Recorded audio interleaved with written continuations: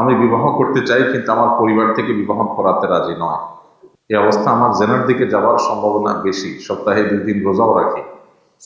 এমত অবস্থায় আমার কি করণীয় যদি একটু জানাতেন। একজন ছেলে ও মেয়ের মধ্যে বিবাহ সম্পন্ন হয়েছে, কিন্তু বিবাহের গুরুত্বপূর্ণ বিষয় দেনমোহর সম্পর্কে ছেলে মেয়ে অনবরত।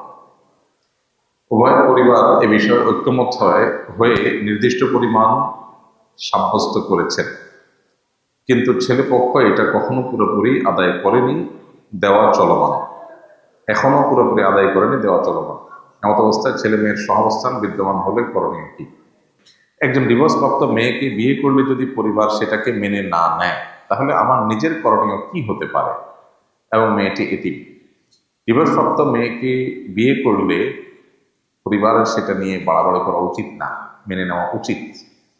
বিশেষ করে ডিভোর্সপ্রাপ্ত মেয়েকে বিয়ে করাটা একটা অসহায় মেয়েকে, একজন অসহায় নারীকে জায়গা দেওয়ার সামিল, তাকে সহায়তা দেওয়ার সামিল। এটা একটি সওয়াবের কাজ।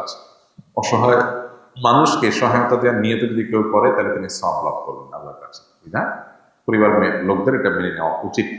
এবং মেয়ের বাবা নাই, এতিম অবশ্য হয় না, ছোট বাচ্চা মেয়ে প্রাপ্তবয়স্ক হওয়ার পর কেউ এতিম থাকে না, তারপরে বাবা নাই, সেদিক থেকে অসহায়, আবার ডিভোর্সি, এরকম জায়গা বিবাহ হলে পরিবার যদি আপনাকে ভুল বোঝে, পরিবারকে আপনি বোঝানোর চেষ্টা করেন, সবর করার চেষ্টা করেন। আর আপনার নিয়ত যদি খাঁটি থাকে, সহায়তার নিয়ত থাকে, আল্লাহ কাছে অবশ্যই বিনিময় পাবেন।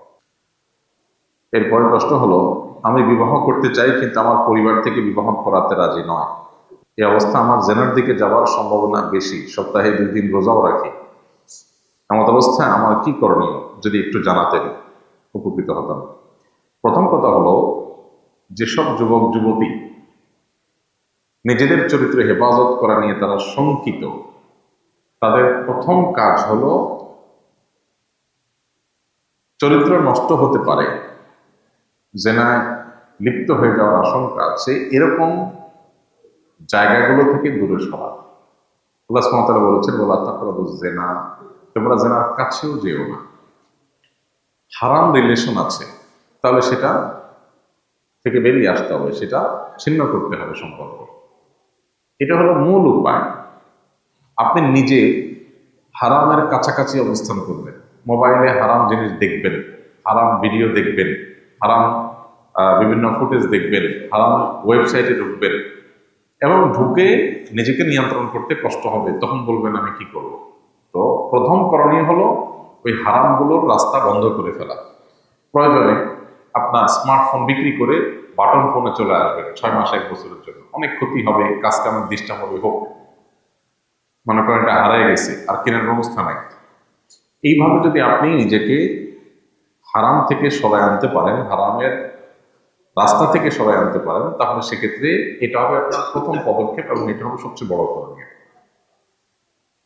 এরপরও যদি কেউ নিজেকে নিয়ন্ত্রণ করতে না পারেন, তাহলে সেক্ষেত্রে তিনি অবশ্যই চরিত্র রক্ষার জন্য বিয়ে করবেন, যদি তার মহৎ দেওয়ান এবং স্ত্রীর মিনিমাম ডাল ভাত জোগাড় করার ব্যবস্থা থাকে, তাহলে তার জন্য বিয়ে করা জরুরি।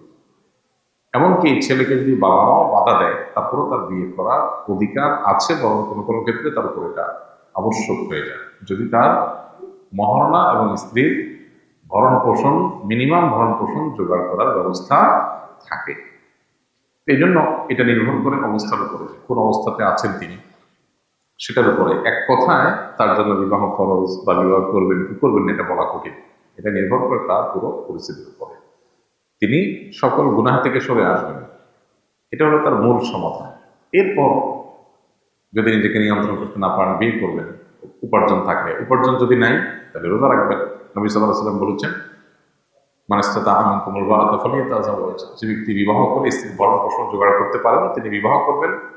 ওমান লাম ইয়াস্তাতি' ফাআলাইহি বিসসাওম, যে ব্যক্তি পারবে না সে রোজা রাখবে। অতএব নফল রোজা রাখার মাধ্যমে নিজের যৌন আকাঙ্ক্ষা এটাকে নিয়ন্ত্রণ করা যায়, সেটার মাধ্যমে আপনি চেষ্টা করবেন, এবং সেই সাথে হালাল উপার্জন করে দ্রুত বিয়ের উপযুক্ত হওয়ার, বিবাহের খরচ মেটাবার মতো আর্থিক সঙ্গতি যেন তৈরি হয় সেজন্য চেষ্টা করবেন। একজন ছেলে ও মেয়ের মধ্যে বিবাহ সম্পন্ন হয়েছে, কিন্তু বিবাহের গুরুত্বপূর্ণ বিষয় দেনমোহর সম্পর্কে ছেলে মেয়ে অনবরত।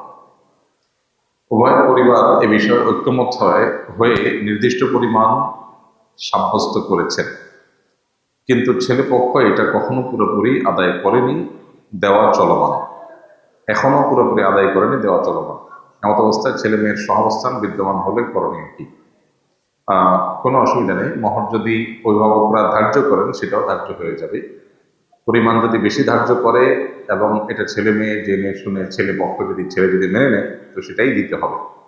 এবং মহারণা একসাথে আদায় না করে যদি ভেঙে ভেঙে দেয় দীর্ঘমেয়াদে, তাতেও বিবাহ বিশুদ্ধ হয়, কোনো অসুবিধা নেই।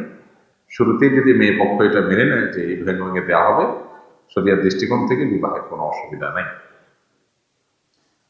ঘরের বড় ছেলে না জানিয়ে বিয়ে করে, ছোট ছেলে যাতে এমন না করে, তাই বাড়ির সকল সদস্যরা ছোট ছেলের সাথে প্রায় 11 বছর ধরে বিয়ে নিয়ে কটূক্তিমূলক আচরণ করে, যার ফলে ছোট ছেলে চুপসে যায় এবং বিয়েতে আগ্রহী হয় না। বর্তমানে ছোট ছেলের বয়স 28 বছর চলমান। ইসলামে এমন কটূক্তি করা বাবা মা বোনদের শাস্তি কি রেখেছে? যে ছোট ভাই প্রশ্ন দিয়েছেন সেই ছোট ভাইকে বলতে চাই, বড় ভাই পরিবারকে না জানায় বিয়ে করছেন, সেজন্য তাকে পরিবারের সদস্যরা আপনার ভাষ্যমতে কটূক্তি করছেন। আপনি না জানায় বিয়ে করেন, আপনি জানাই করেন, তাহলে তো হয়ে গেল। জানাই করলে তো লেখা চুকে যায়, নাকি আপনারও নিয়ত না জানায় করেন? যদি না জানায় করার নিয়ত থাকে তাহলে সেক্ষেত্রে ভিন্ন কথা, কিন্তু সেটা থাকা উচিত না। কারণ হাদিসের নির্দেশ হলো আলিনু হাদান নিকাহ, তোমরা এই বিয়েকে জানিয়ে করো, ঘোষণা দিয়ে করো। বিবাহ এটা 2 নম্বরই কাজ না। ফাইন্নাহু নিকাহ ওয়ালাইসা বিসিফাহ, এটা জেনা না, এটা বিবাহ। অতএব এটাকে জেনা মানুষ লুকিয়ে ছাপিয়ে করে, বিবাহ মানুষ প্রকাশ্যে করা উচিত। এটা গোপনে করার জিনিস না, পালায় করার জিনিস না, সেজন্য প্রকাশ্যে করবেন। আর এক্ষেত্রে পরিবারের লোকজনের কোনো আপত্তি থাকার কথা না। যদি পরিবারের লোকেরা আপনাকে বিবাহ করতে বাধা দেয়, এদিকে বয়স 28 হয়ে গেছে, তাহলে তারা যাই করুক না কেন, আপনি আপনার চরিত্র রক্ষার জন্য প্রয়োজন হলে অবশ্যই আপনাকে বিবাহ করার অধিকার ইসলাম দিয়েছে। এখন প্রশ্ন হলো, ওই যে বড়জন পালায় বিয়ে করছে সেজন্য কটূক্তি করছে, পালায় বিয়ে করে তো কাজটা ভালো করে নেয় সন্দেহাতীতভাবে, পরিবারকে জানিয়ে তাদেরকে সম্মত করে করা উচিত। হ্যাঁ, যদি পরিবার বেয়ারা হয়, বেলাইনের হয়, আল্লাহর ভয় না থাকে, তারা বিবাহের গুরুত্ব না বুঝে সময় ক্ষেপণ করে, তাহলে সেক্ষেত্রে বড় ছেলের সেই কাজটা অন্যায় হয় না। এটা নির্ভর করে যে কোন অবস্থায় বিয়ে করেছে, সে কিভাবে করেছে। তো এই ক্ষেত্রে বাবা মা যদি বা পরিবারের লোকরা যদি তাকে কটূক্তি করে, সেটা অবশ্যই গুনাহের কথা। আর কটূক্তি কি কি ভাষা ব্যবহার করে সেটা মূল বিষয়। কোনো যৌক্তিক কারণ ছাড়া যদি কষ্ট দেয় তাহলে সেক্ষেত্রে সেটা গুনাহের কারণ।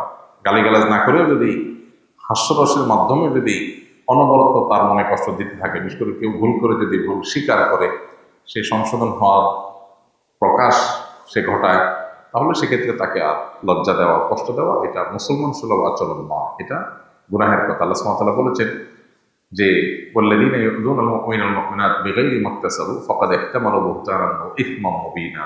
যারা ঈমানদারদেরকে কোনো কারণ ছাড়া তাদেরকে অন্যায়ভাবে কষ্ট দেয়, তারা বড় ধরনের অপরাধ, সুস্পষ্ট অপরাধ এটা বহনকারী হলো, অপরাধে অপরাধী হলো। এই জন্য এটার জন্য আল্লাহ তাআলার কাছে অবশ্যই তার জবাবদিহি মুখোমুখি হতে হবে যদি তারা সে পর্যায়ে এই অন্যায় করেন।